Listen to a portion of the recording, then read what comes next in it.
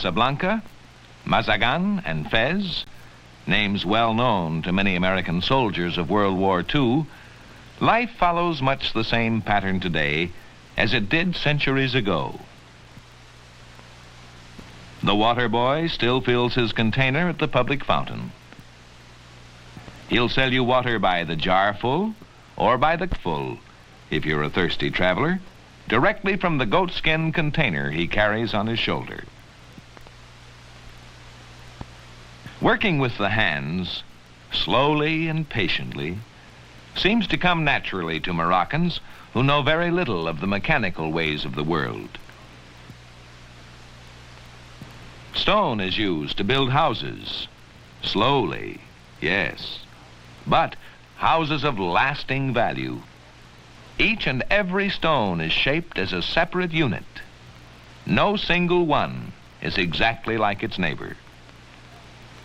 When held in place with mortar, these stone walls will last for centuries, just like this old fort that was built the same way over 500 years ago. The remains of another civilization can be seen in Morocco, for this ancient land was once a part of the great Roman Empire. 2,000 years have elapsed since the Romans were here, yet the signs of that ancient culture are still to be seen. In the centuries between the Roman Empire and the present, Morocco has been a self-ruling nation. Today, most of it is a protectorate of France, yet governed to a large extent by the Sultan, who is both the civil and religious leader. Much of Morocco is bordered on the east by the towering Atlas Mountains. Below the mountains there are broad, gently rolling valleys. Here the Moroccan farmer works his fields and tends his flocks. The soil is good but rocky in many areas, and yields more to the skill and endurance of the farmer and his animals than to the quality of his equipment.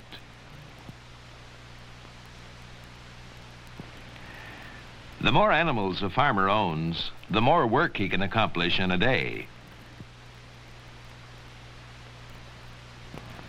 Crops are often irrigated with water from a hand-dug well.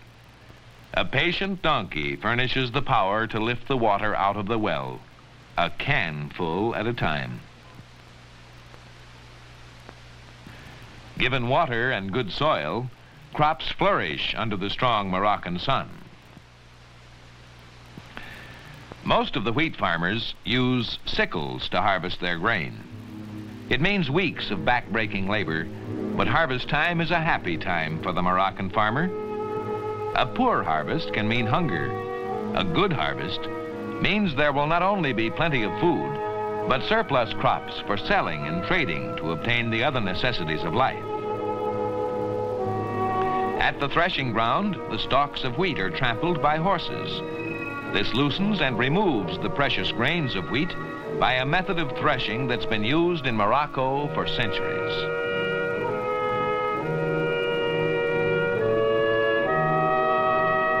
It's a slow process, but it works. When the horses have finished, the trampled material is tossed into the air. The wind carries away the lighter chaff, leaving eventually only the good wheat grains in a neat pile below. Sheep are raised in all parts of Morocco. The shepherd's son rather enjoys helping tend the flock.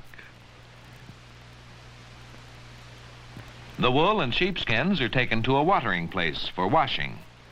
This has always been women's work, and the Moroccan women do their job well. After washing, most of the moisture is removed by beating. Wool is a most important commodity, for clothing is all handmade in Morocco. Thread and yarn is made by women who have learned this skillful art as children.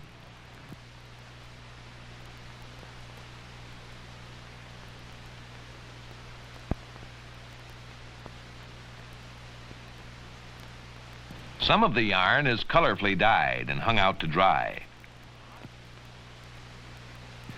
Moroccans often build the machines that they're unable to buy. Here, an old bicycle wheel is used to help wind thread onto a bobbin. The bobbin, in turn, is used to feed a hand-operated loom and turn out strong, colorful wool cloth. Clay pots and dishes for household use are all handmade by other skillful workers. After baking in a kiln, the pots can be sold as they are or beautifully decorated before being sent to market.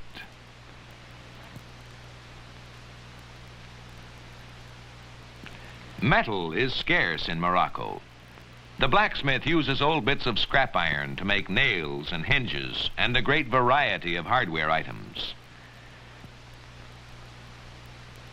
All the products of the farmer and the craftsman are found in the public market.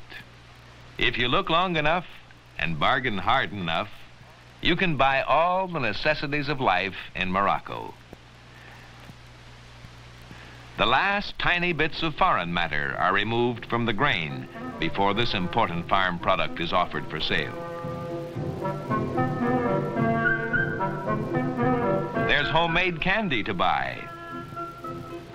The shepherd brings his sheep to market, sometimes to trade for other things, and sometimes to sell for cash. The spice merchant has seasonings for every taste, and if his hot pepper gives you a stomachache, the druggist will be happy to sell you a remedy.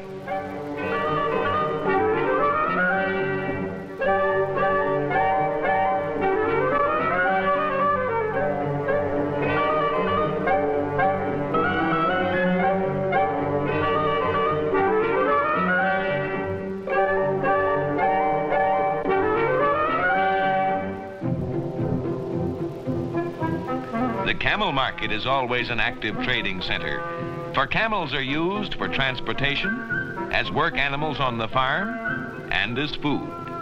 Camel hides are used as leather. The camel never seems concerned with his fate, whatever it may be.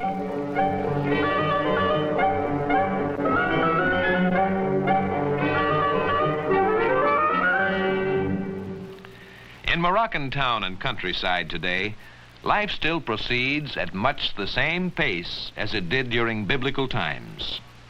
How long it will continue at this pace in a modern world is uncertain.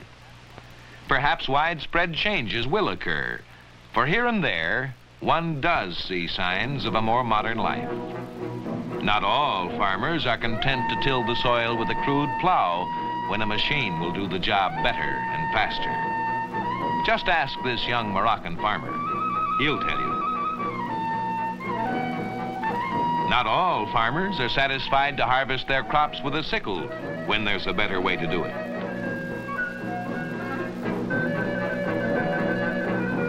In certain cities, there are signs of modernization, a Morocco of tomorrow. For man's desires here are the same as his desires anywhere else in the world. Changes begin first in the minds of these good people who, like people anywhere, hope to improve the living standard in their land. But in spite of the changes that may someday alter the face of Morocco, there will always be reminders of its colorful past, like the Berber tribesmen from the distant Atlas Mountains who hold their fantasia or parade in religious celebration today, just as they have for centuries past.